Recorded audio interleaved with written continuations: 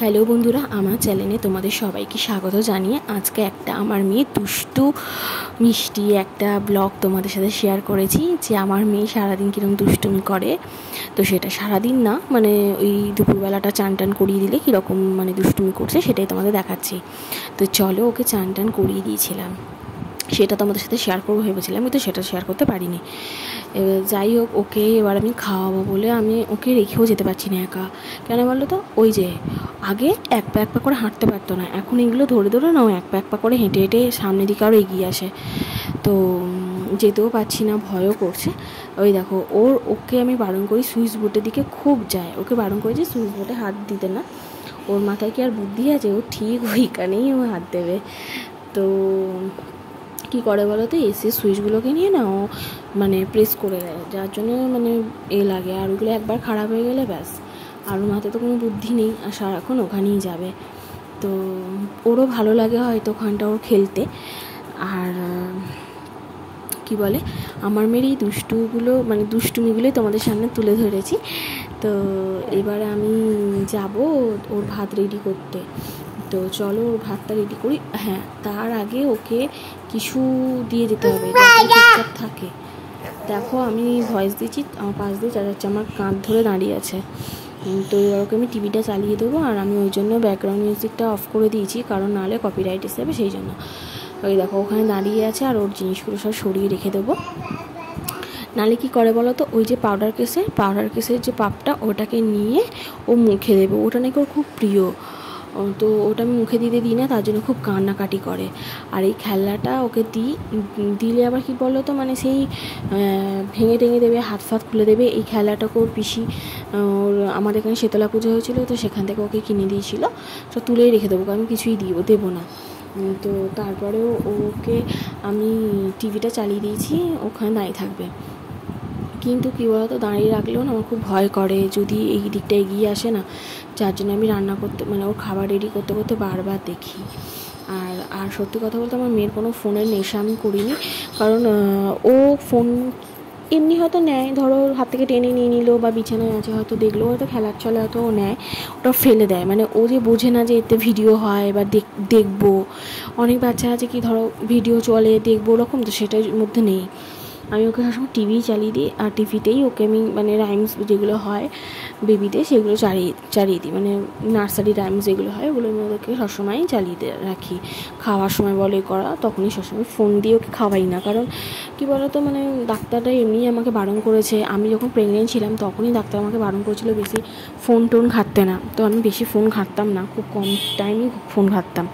তো সেই নিয়ে একটা ব্লগ তোমাদের অবশ্যই শেয়ার করব, যদি তোমরা কমেন্টে জানাও যে এরকম কোনো ব্লগ দেখতে চাও, ডাক্তার আমাকে কী কী বারণ করেছিল প্রেগনেন্সির সময়, কী করতে না করেছিল, কী কী করতে বলেছিল, তো সেগুলো সবই তোমাদের একটা ব্লগে আমি শেয়ার করব। তোমরা কমেন্টে জানাও ওরকম ব্লগ দেখতে চাও কি না।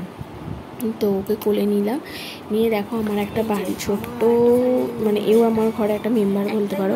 একটা ছোট্ট মাছ, একটা ছোট্ট অ্যাকোরিয়াম, তো আর একটা মাছই আছে। এর আগে একটা অন্য মাছ 3-4টে করে মাছ রাখতাম গো, কিন্তু কী হতো বলতো, 3-4টে করে মাছ রাখলে না মাছগুলো মরে যাচ্ছিলো, সেই কারণে ও বললো যে ছেড়ে দাও, আর একসাথে অতগুলো মাছ রাখতে হবে না, একটা মাছই থাক, ওই বঞ্চ বড়ো হোক, খাক, ওকে খেতে দিই। ওর দেখো ওর একটা ছোটো খাবার আছে, ওই খাবারটা ওকে খেতে দিই, তারপর ওকে শেষ পর্যন্ত নিচে নামিয়ে দিলাম। নাহলে আর কী বলো তো, আমাকে খাবার রেডি করতে দিত না। আর আমার খুব ভয়ও করে ওকে একা রেখে ওরমভাবে যেতে, খুব রিস্কের ব্যাপার হয়েছে, যার জন্য ওকে মেঝেতে ছেড়ে দিয়ে আর আমি চলে এলাম রান্নাঘরে ওর খাবার রেডি করতে। তো আজকে ওকে একদম সিম্পল রান্নাই দিয়েছি, সেরকম কিছুই দিইনি, কারণ খুবই গরম। আর যদি বলো গরমের মধ্যে একটা জিনিস হয়তো ওকে দিয়েছি, হয়তো তোমরা বলবে যে তাহলে গরমে ডিম দিয়েছো কেন। হ্যাঁ, ডিমটা দিয়েছি, কারণ সপ্তাহে ওকে আমি 1 দিন কি 2 দিনই ডিম দিই, তাছাড়া ওকে বেশি ডিম আমি দিই না। তাও ডিমের আমি শুধু কুসুমটাই দিই, কিন্তু মাঝে মাঝে সাদা অংশটা ওকে খাওয়ানোর প্র্যাকটিস করাচ্ছি, কারণ নাহলে পরে আর খেতে চাইবে না, সেই কারণেতেই আমি ওকে দিচ্ছি। আর আজকে খাওয়ারের মেনু আছে ভাত, ডাল আর আলু সেদ্ধ, আর কিচ্ছু না। একটু ঘি দিয়ে ভাত করে রেখেছি ওর জন্য, ব্যাস। এবার এটাকেই আমি ওকে দেব।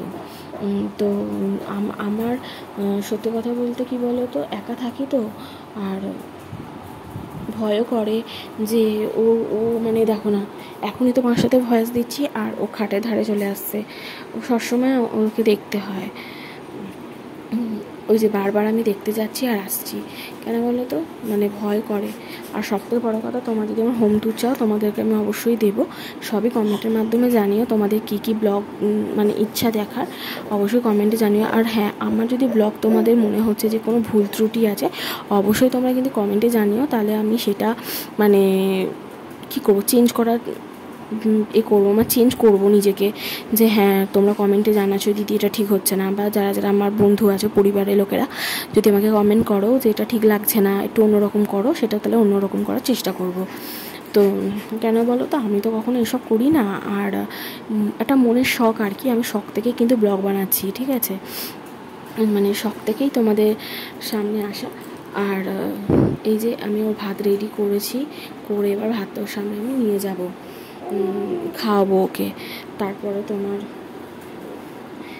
এবার দেখো না, ভয়েস দিতে দিতে আমার সামনে চলে আসছে, তো মনটা আমার ওই দিকেই চলে যাচ্ছে। এবারে যাই হোক, ওই জন্যই আমাকে আরও কমেন্টে জানিয়ে তাহলে উৎসাহিত হব। আর অবশ্যই কিন্তু আমার পাশে থেকেও সাবস্ক্রাইব করো, লাইক কমেন্ট করতে ভুলে না, তাহলে আমি আরও উৎসাহিত হয়ে নানান রকম ব্লগ বানানোর চেষ্টা করব অবশ্যই। কারণ বাচ্চা নিয়ে বুঝতেই পারছো, সারাদিন বাচ্চা সামলিয়ে ব্লগ বানানোটা কিন্তু মুখের কথা না, তাও আমি ফাঁকে ফাঁকে যেটুকু প্রয়োজন মনে হয় মানে পারি আর কি, সেইটুকুই তোমাদের সামনে তুলে ধরি। হয়তো মনে হবে যে এটা কি একটা ভিডিও, নর্মাল একটা ব্লগ দিয়ে দিয়েছে, না, এখানে আমার মেয়ের দুষ্টুমিটাই তোমাদের সামনে তুলে ধরেছি। ও খাওয়ার সময় কীরকম করে, বা চান টান করে উঠে আমি কী করে, ও সেইগুলোই তুলে ধরেছি, আর কিছুই না, একটা সামান্যই ব্লগ বলতে পারো। তো চলে এসেছি, ওই দেখো দুষ্টুমি করছে, দেখেছো, খেতে চায় না, ও খুব দুষ্টুমি করে, ভাত ফাত দিয়ে সরিয়ে দেয়, খেতে টেতে দেয় না, খাওয়ার ইচ্ছা থাকে না আর কি। এই খাওয়াতে খাওয়াতে অনেক সময় লেগে যায়। আর আমাকে ডাক্তারবাবু মানে যে ম্যাডামকে আমি দেখাই, উনি আমাকে বলছে 1টার ভেতরে মানে লাঞ্চ করাতে, 12টা থেকে 1টার ভেতরে ওকে ওই টাইমের মধ্যেই আমি লাঞ্চ করাই। কিন্তু খুব ধরো যেদিনকে হয়তো হয়ে ওঠে না, সেটা হয়তো 1:30 হয়তো বেজে যায়, বা ওর হয়তো খিদে নেই, আমি বুঝতে পারি, তখন হয়তো 1:30 থেকে 2টোর ভেতরেই আমি ওকে ভাতটা খাওয়াই। জোর জবরদস্তি আমি কোনো কিছুই ওকে করি না। তো ওই যে রাইমস হচ্ছে, যার জন্যই ওরকম করছে, টিভি দিকে তাকিয়ে আছে। তো চলো ওকে আমি খাইয়ে দিই, আর খাইয়ে দিয়ে এবার আমিও খাবো, অনেক বেলাও হয়ে যাচ্ছে। যদি আমার ব্লগটা ভালো লাগে, আমি বারবার বলছি, আর যদি কোনো ভুল ত্রুটি থাকে তাহলে অবশ্যই তোমরা কমেন্টে কিন্তু আমাকে জানিও, আমি সেরকমভাবেই চেষ্টা করব পরিবর্তন করার। তো যাই হোক, ওকে খাইয়ে নিয়েছি, এবার খাওয়াবো, তোমরাও সবাই লাঞ্চ করে নিও। আর ওকে খাইয়ে দিয়েছি, দেখো খাওয়ানোর সাথে সাথে ওয়াক তুলছে, শুরু করে দিয়েছে। কি ব্লগ বানাবো তাহলে বলো তো, ওকে দেখবো না ব্লগ বানাবো? আমার ক্যামেরা মানে হাতের ক্যামেরা মানে আপ ডাউন হয়ে যাচ্ছে ওর জন্য, মানে ওকে দেখতে দেখতেই আমার সময় চলে যায়, যার জন্য আর কোনো কিছুই হয়ে ওঠে না। তো সবাই হয়তো অনেকে বলে বড় ব্লগ দাও, বড় ব্লগ দাও, কিন্তু কী করবো বলো, হয়ে ওঠে না। তো ওকে খাইয়ে নিই, এবারে তোমাদের আবার পরে একদিন অন্য একটা ব্লগ নিয়ে আসবো। আর তোমাদেরকে তো বললামই ডাক্তার আমার কী কী সিমটম ছিল, ডাক্তার আমাকে কী বলেছিলো, এই নিয়েও একদিন ব্লগ দেবো। তো যদি কমেন্টে জানিও, যদি তোমাদের প্রয়োজন হয় তাহলে অবশ্যই দেবো। আর আমার চ্যানেলটার পাশে থেকেও সাবস্ক্রাইব করে দিও, আর আমার বেবিকে অনেক অনেক ভালোবাসা দিও, আর আমার মেয়েকে। তো ওকে এবার যখন আমি ভয়েসটা দিচ্ছি, এখনও খেলা করছে, এবার আমি ওকে ঘুম পাড়িয়ে দেবো, কারণ ওকে এখন না ঘুম পাড়ালে আমি রান্না করতে পারবো না, সেখানে ওকে ঘুম পাড়িয়ে দেবো। তো চলো টাটা, সাবস্ক্রাইব করে দিও, কমেন্ট করো, আর পাশে থেকো, টাটা।